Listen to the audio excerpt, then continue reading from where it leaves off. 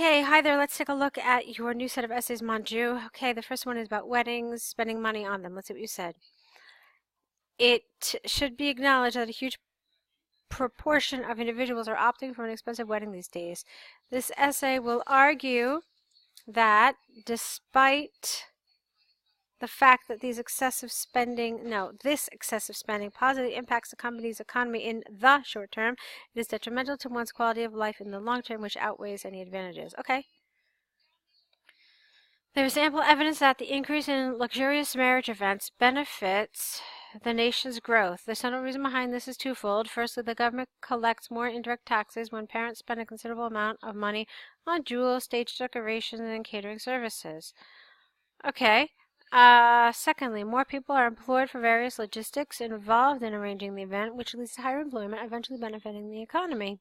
For example, recent IMF studies shows that higher spending on marriages creates a revenue surplus for the government due to increased tax revenue, thus benefiting the economy.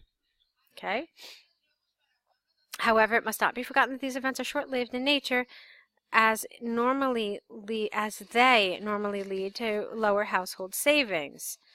All right, I don't know why you would have written that there. I wouldn't have put it here. I would have simply closed out the paragraph with a restatement of this.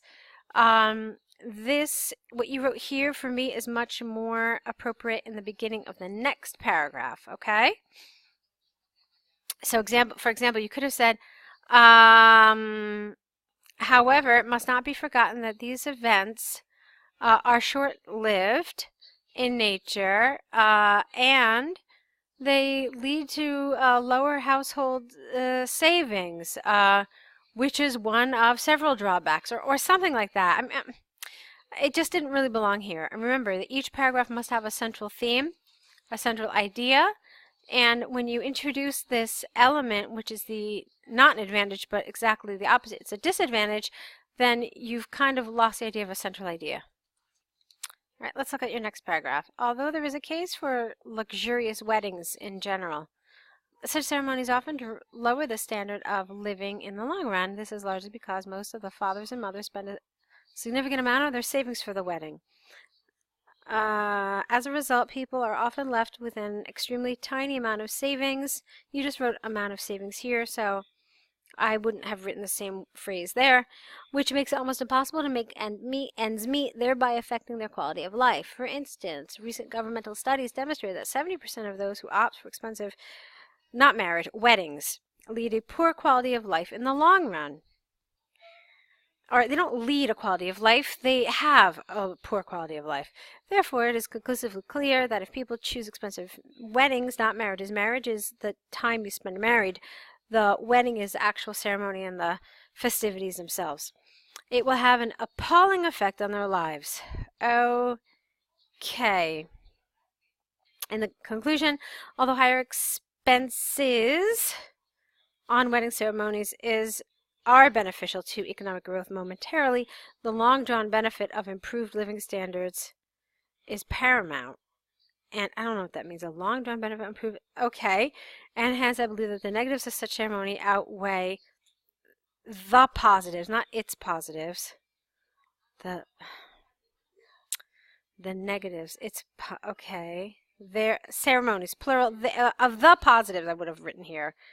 Okay, so that, and let me see, where is this? Do the benefits outweigh the disadvantages? Okay, so let's talk about the benefits. Basically, you said it helps the nation's growth, and then you showed me a bunch of different ways that that's affected.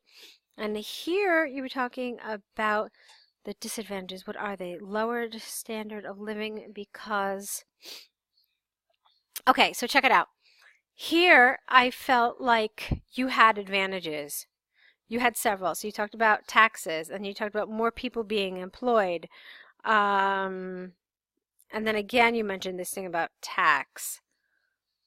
So, let's see.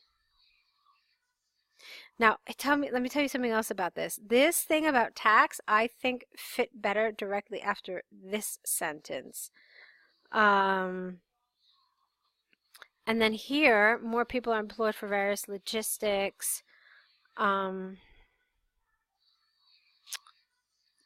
And so then basically you have people being able to support themselves, essentially. So if you have more people employed, you have more people able to support themselves, and they don't, rely on the government help. So this too helps the economy. So in other words, this sentence should have gone up here, and then you needed to support this idea, this secondly one here, a little differently. Okay?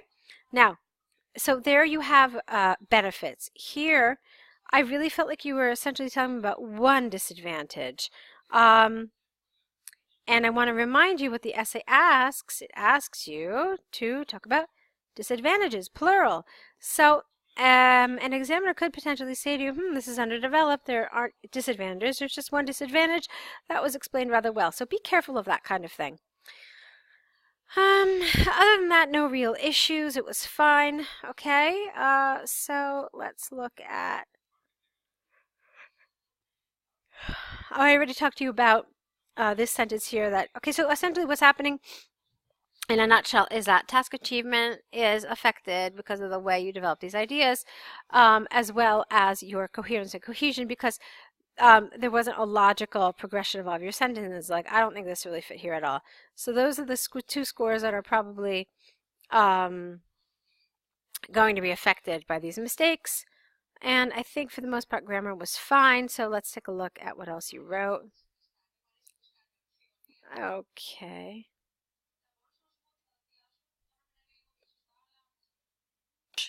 All right, let's take a look now at your cover letter. For the job, you have to cover these three things, so let's see what you said. Just a reminder, I'm writing a response to advert for a Java architect position in Goldman Sachs Company in Times job newspaper, this date. So I certainly believe that I can be an opt candidate for this position, as my technical skill set exactly matches with the required skills mentioned in the job profile. Apart from these, I possess excellent communication skill and analytical skill required for the job. All right, let's fix some of the things in this sentence, this paragraph rather. Okay, not I certainly believe I can be an opt candidate. What you want to say is something a little different. So for example, I believe I am an optimal candidate for this position as my technical skill set matches those mentioned in the job profile.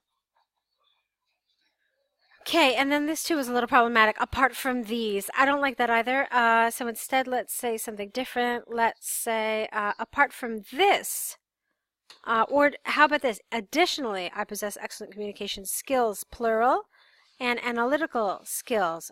Or, let's try it again. Additionally, I possess excellent communication and analytical skills required for the job. Okay, it flows much better that way. It is my dream to play an architect role in such a multinational financial company, and I would be really excited if I'm given a chance to work in your enterprise. If given an opportunity, I would definitely give my best and deliver my responsibilities with utmost sincerity. Okay, let's see. Some of this just feels not professional sounding enough for my tastes. How about it has been a professional goal of mine for some time to work as an architect in a multinational financial company. Therefore, this opportunity is a wonderful, let's see, how about this position is a wonderful opportunity for me. This, again, it felt a little bit not really professional sounding, so I would change that as well. I would say something to show that you're interested in this company. So you said you've always wanted to do this job, but why don't you tell me a little bit why? Just how about, like, I've been following Goldman Sachs trajectory for quite some time, and I am very impressed with the way your company does XYZ, and I am confident that I would be a valuable contribution as I also use XYZ or ABC or I don't know, something. Okay, so something to show a little bit more kind of a tailored approach to that particular company and that job. Okay, regarding my experience, I have played the same architect role. Oh, you know what? It's not theater. You're not acting, so you're not playing a role. You, regarding my experience, I have I held the same position in Java technology for more than 2 years. In fact, I work in the same financial domain in my current, okay, I don't know what that means. I work in the same financial domain in my Morgan Stanley organization. Please find enclosed my resume for further details regarding my experience. All right, well, you really should have said a little bit more. You just said that you've been doing the same job for 2 years, but you didn't really go into it. Then you just kind of cut to your resume. So that's not really what you're supposed to do. You are supposed to give a little more information about that. Let's see. Please find and close my resume, lowercase r for I look forward to hearing from you soon. Thank you in advance. Kind regards. Now, remember, when you don't know the name of the person you are writing to in a formal letter, we end the letter yours faithfully. Okay? Keep that in mind. Not kind regards. So basically, for the purposes of formal letters, try to stick to yours faithfully for formal letters you don't know the name, when you don't know the name of the person you're writing to, and maybe yours sincerely when you do know the name of the person you're writing to. Okay? All right, so go ahead, Manju, correct these essays, return them to us corrected. Don't forget about your error correction list, and let's see your next set of essays. All right? Good luck to you.